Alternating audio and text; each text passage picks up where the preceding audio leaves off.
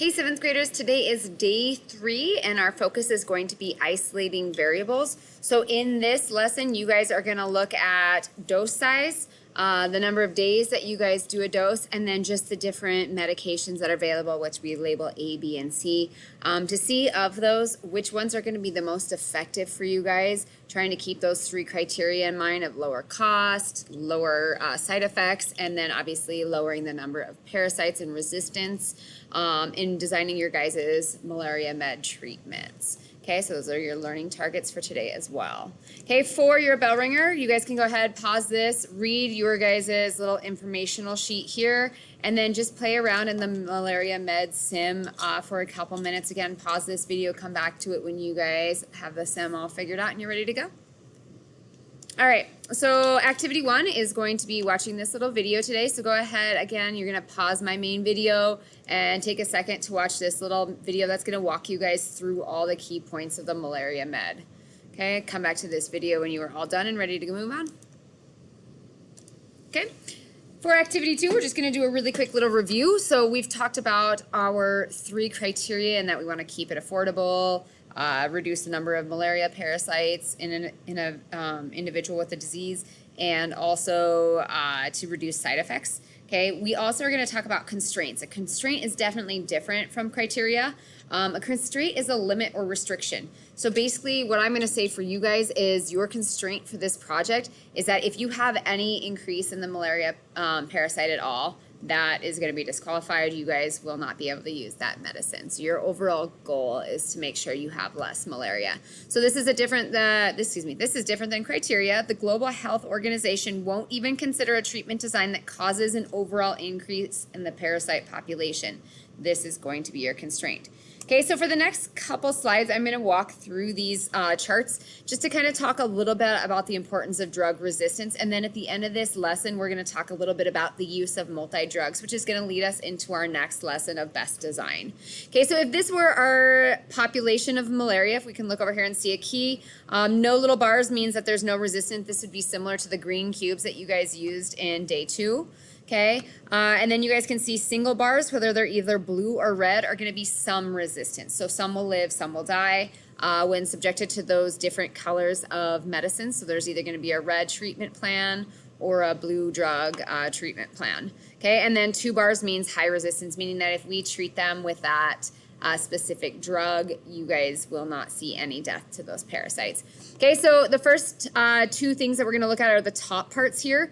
So what we see is a before and an after treatment. This is going to be a treatment with red drug. So if we take our little population here and look at it, we've got 1, 2, 3 with no resistance.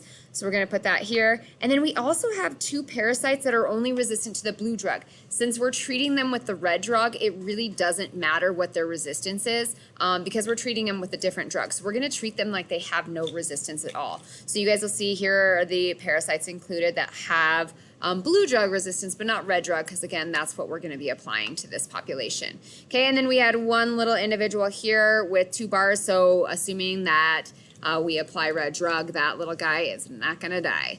Okay, so as we look through this, we apply our red drug, and then we look and say, all right, only 2 individuals remain. So we killed off 4 of them.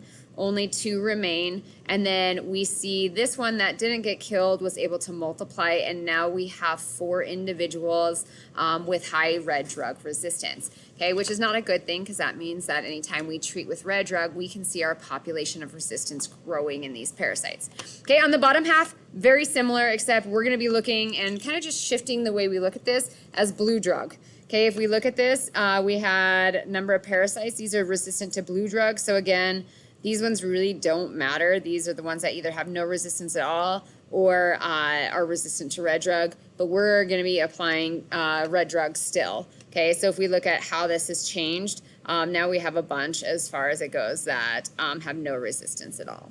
Okay, same thing. So if we look at this, this is just kind of a breakdown. We went 17% were resistant to drugs, and now 67% are resistant to drug. Okay, as far as applying red drug to the blue, okay, we actually have 0% that are more resistant to the red drug. because we focused a little bit differently on that. Okay, this side we have same thing, except now we're applying the blue drug. So you guys will see here's what matters, here's what doesn't. So this is resistant to red drug, resistant to blue drug. So this is our main graph that we want to focus on here, is that these four individuals either have no resistance at all, or they're only resistant to red drug. Okay, and then we had one that had some, one with high. So we saw a little bit of an increase in our sum. Okay, we saw a lot of our no resistance to blue drug die down, and then we saw a big increase in our resistance to blue drug. So you guys can again see that we went from 17% to 50% resistance. Okay. All right, so you guys are going to go ahead and move on to activity 3, which is little reading activity. I think this is the last one you guys have to read for this unit. So you guys are going to read chapter 5. So when you guys go into your link here, make sure you guys go to chapter 5 and read a little bit about how it's what's important when designing your anti-malarial drugs. Okay, your guys' 3 things that you're kind of looking for here is when designing anti-malarial drugs, what are 3 important things to consider to make sure the drug is effective? Okay, there's probably more than 3 in there, but make sure you guys are considering those. Those aren't just your criteria or your constraints or anything. This is actually from the article. Make sure you guys use your own words. So pause this video, read the article, answer the questions on 10, and come back when you're all ready.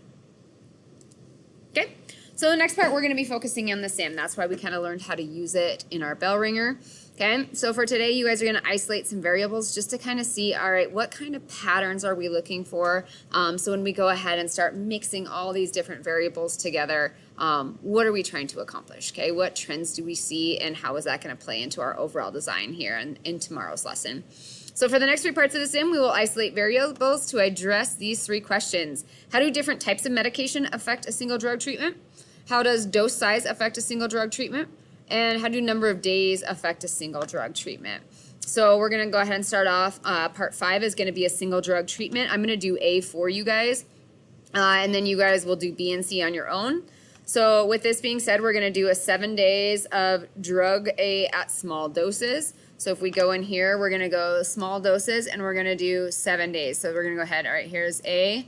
We're going to add a day. We're going to do another dose, A, small, A, small, A, small, so on and so forth until we have all 7 of our days. Okay, so this is 7 days, and we can see here's kind of the little blister pack. It's like where you guys push the pills out is what we call a blister pack. Okay, here's our 7 days worth of treatment. All of them are small A's. So we can go ahead and see, all right, for 1,000 treatments, the total cost would be $5,250. So I'm going to go ahead and record that in there and say, all right, total cost, $5,250. Okay. And then we're going to go ahead and look at our data here. Sorry. Okay, so here's our results. So we had 99% resistant. So these are percentage of parasite population with high resistance. So at the end of this, we had 99% resistance to drug A, 0 for B, and 0 for C. We saw 0 for B and C because we didn't test drugs B and C. So they haven't been exposed to that. That hasn't been part of their selection pressure. Okay, so we are going to go ahead and record that 99, 0, and 0. Oh, shoot, here we go. 99, 0%, and 0%. Okay, total parasite population, we're going to look to see if we saw an increase, decrease, no change, or large increase. So if we look here, we've got no change in our parasite population. That really isn't a great thing. We want to see a decrease. Okay, so we're going to go ahead and mark no change there. And then finally, patient side effects. We're going to take a look at that and say, all right, there was mild side effects, which isn't bad. Usually with some kind of drug, you see some kind of side effects. It's just the moderate to severe where it would discourage people to continue taking the medication. And then you guys would go ahead and type in a couple observations, like maybe some things you guys liked, didn't like. What did you notice with that one? Okay, you guys are going to do the exact same thing. You guys are going to set up 7 days of drug B, small doses, and then 7 days of drug C with small doses, and you guys are going to record those on slide 13 and 14. And then on slide 15, you're going to kind of take a look at all 3 and do some pros and cons. Pros are the good things about A, cons are the bad thing about A. Do the same for B and the same for C. So go ahead, take a second. I want you guys to pause my video, and I want you guys to complete through slide 15. All right. Moving on activity 6, we are going to change the dose size. Okay, so there's really only two dose sizes, small and large, so this one's pretty easy. You guys really don't get much choice in this.